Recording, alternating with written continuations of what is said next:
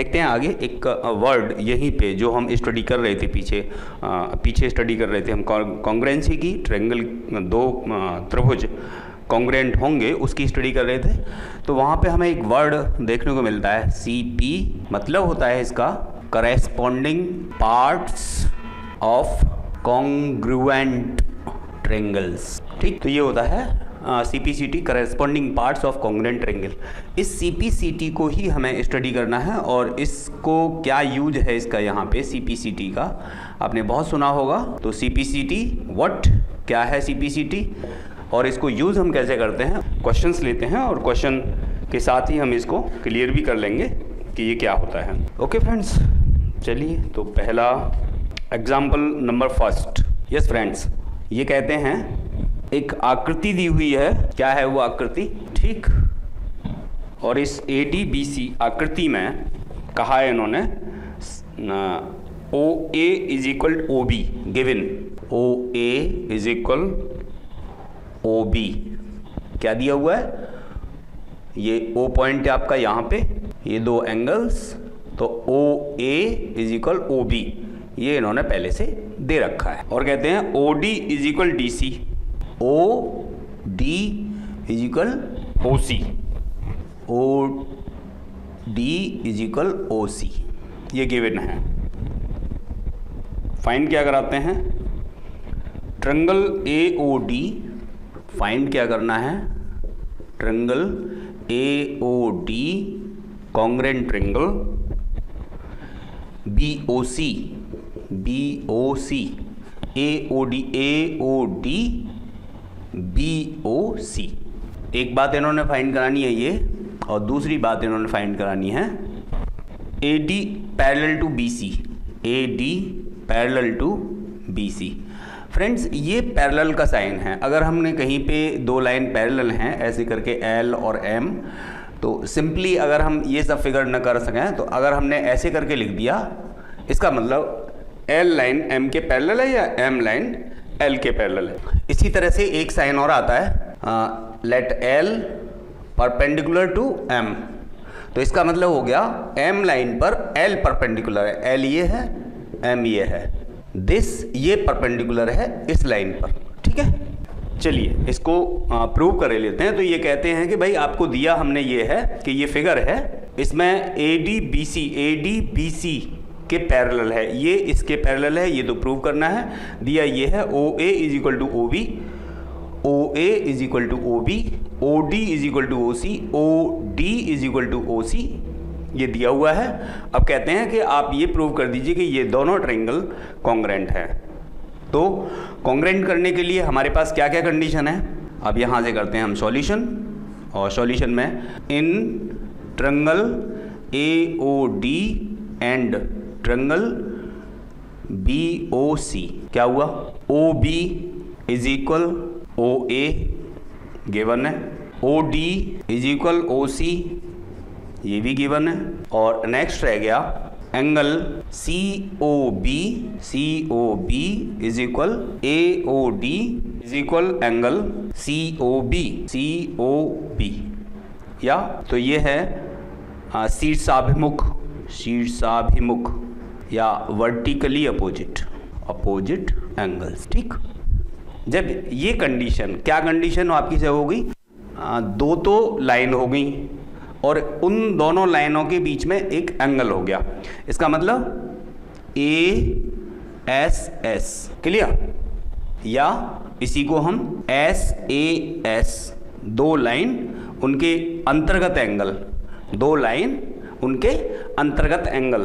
तो ये जब कंडीशन हमारी सेटिस्फाई हो गई तो हम कह सकते हैं triangle AOD congruent to triangle BOC।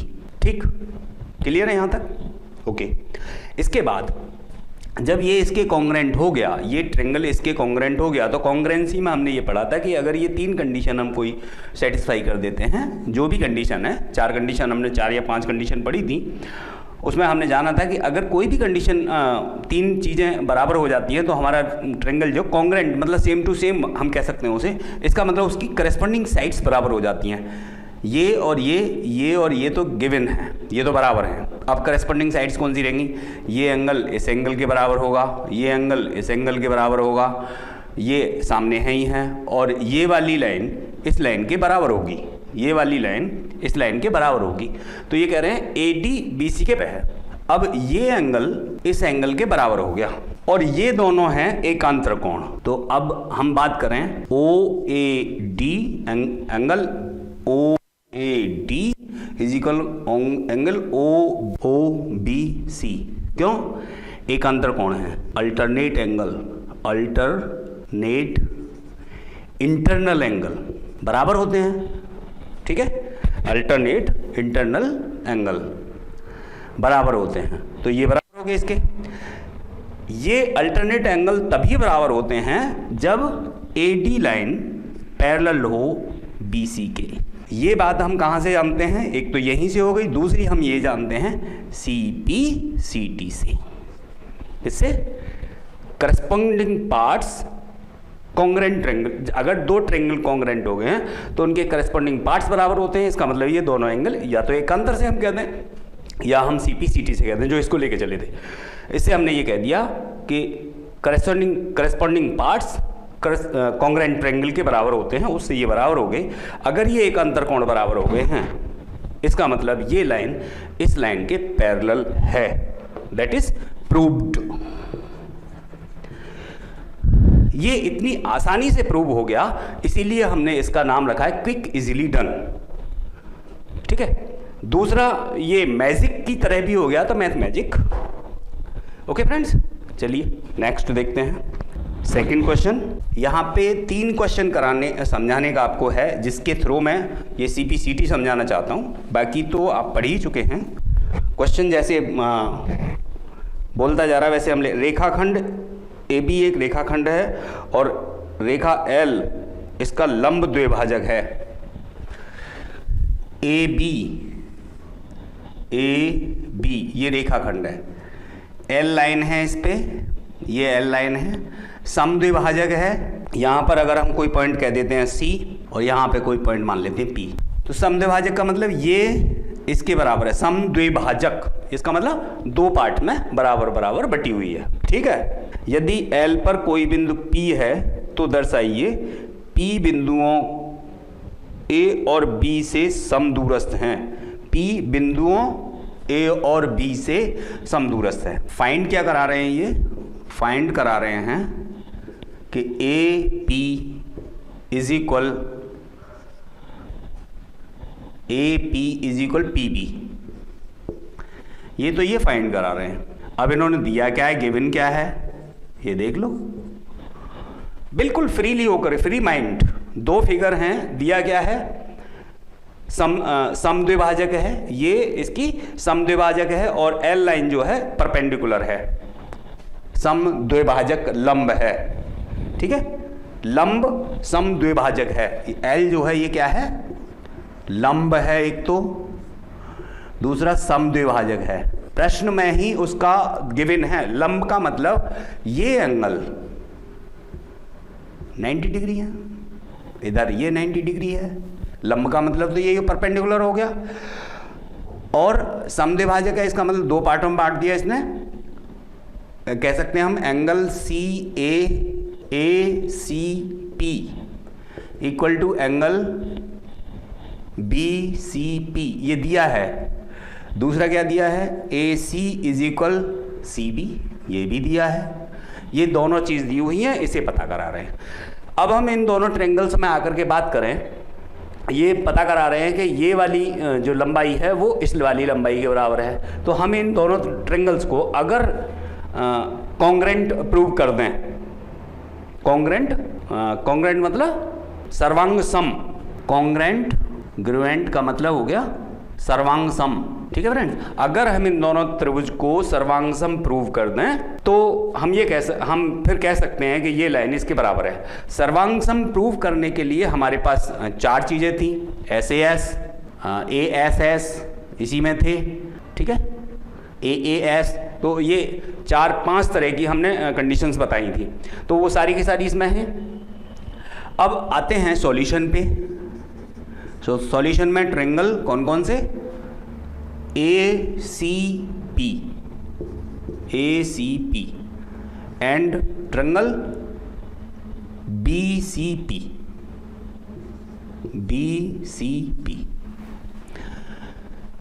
क्या क्या है, A C is equal to C B, given है, ठीक है। क्यों है बराबर, क्योंकि दी हुई है ऊपर। Angle A C P is equal angle B C P, ये भी गिवन है क्योंकि परपेंडिकुलर था।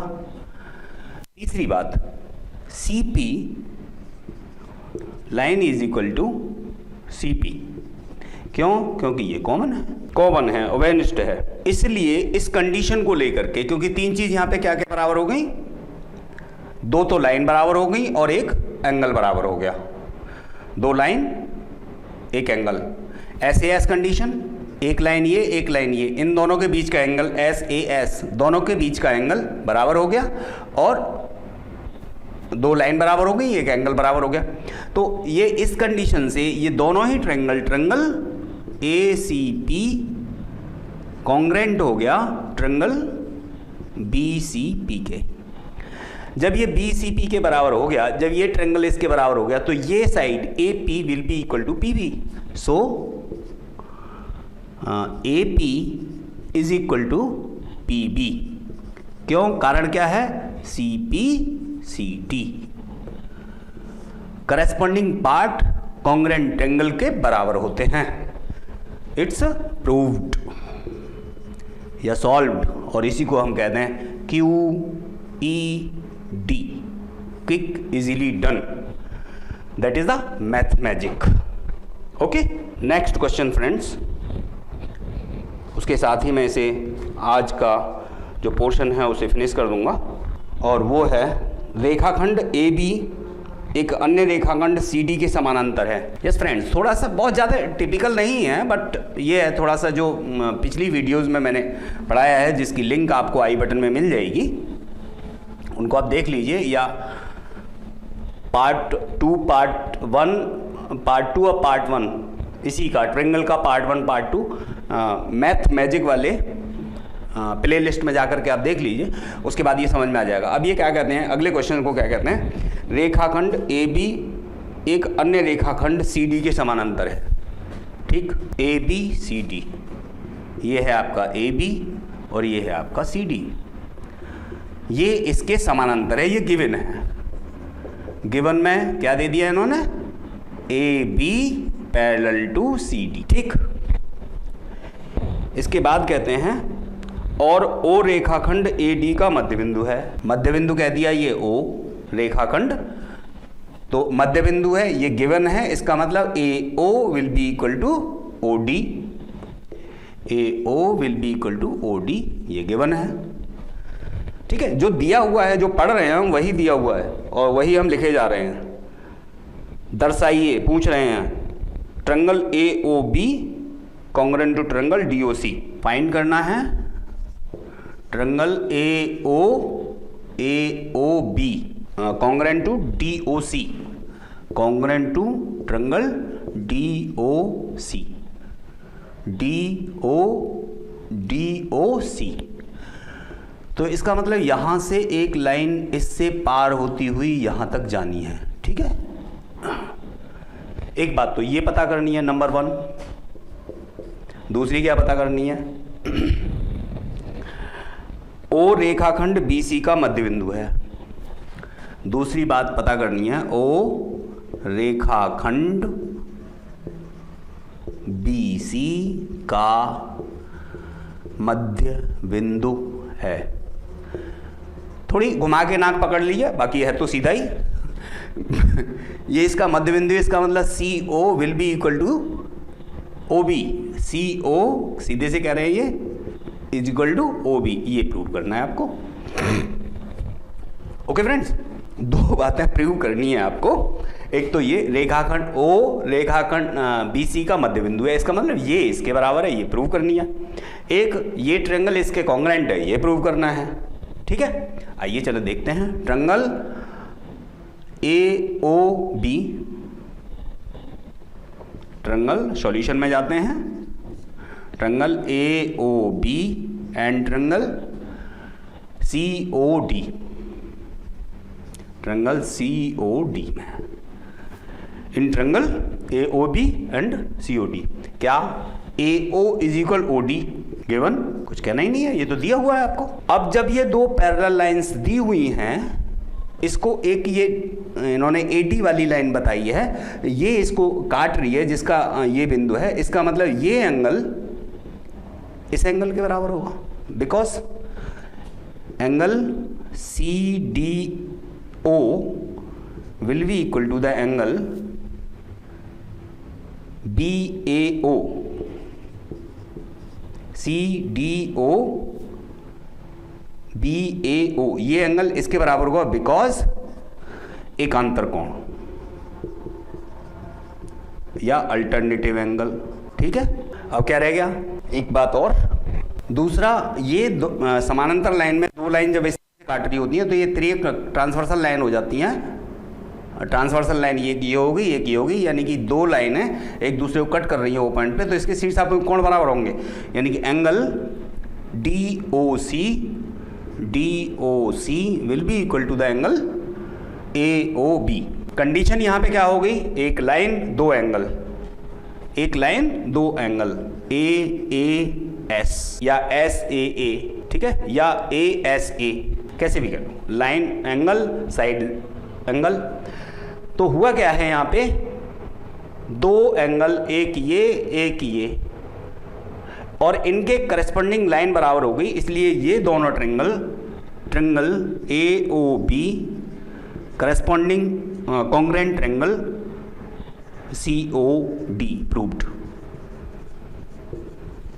अच्छा जी, दूसरी बात क्या कहते हैं, ये क्या पता कराने कि ये इसका मध्य बिंदु है।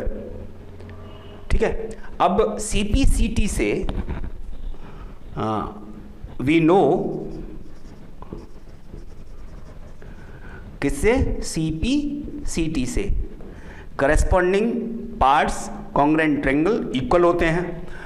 तो जब ये दोनों हो गए तो करस्पॉन्डिंग ये करस्पॉन्डिंग पार्ट्स ये इसके करस्पॉन्डिंग होगी, तो CO लाइन जो है, CO line will be equal to the OB, और ये भी फिर आपका प्रूव्ड हो गया। ओके, यस फ्रेंड्स, इसी के साथ इतना ही ये आज का था ट्रायंगल पार्ट 3। इसके बाद आप अपने क्वेश्चंस करेंगे, और इसके साथ ही हम इस पार्ट को यहीं पर फिनिश करते हैं। दोबारा से वही रिक्वेस्ट कर रहा हूँ मैं, अगर आपको ये वीडियोस पसंद आती हैं, अच्छी लगती हैं, नॉलेजेबल हैं, तो आप मेरे चैनल को quick easily done playlist math magic, उसी में प्लेलिस्ट मिलेगी, लेकिन आपको करना सिर्फ इतना है, यूट्यूब पर चैनल है, यूट्यूब जहाँ आप देख रहे हैं इसे, वैसे फेसबुक पे भी देख सकते हैं क्योंकि वहाँ पे भी अपलोड होती है। यूट्यूब पर एक चैनल है क्विक इजीली डन, इसको आप सब्सक्राइब कर लें। सब्सक्राइब करने में क्या फ़ायदे होते हैं ये आप अच्छी तरह से जानते हैं, मुझे कहने की ज़रूरत नहीं है। Okay, thank you friends.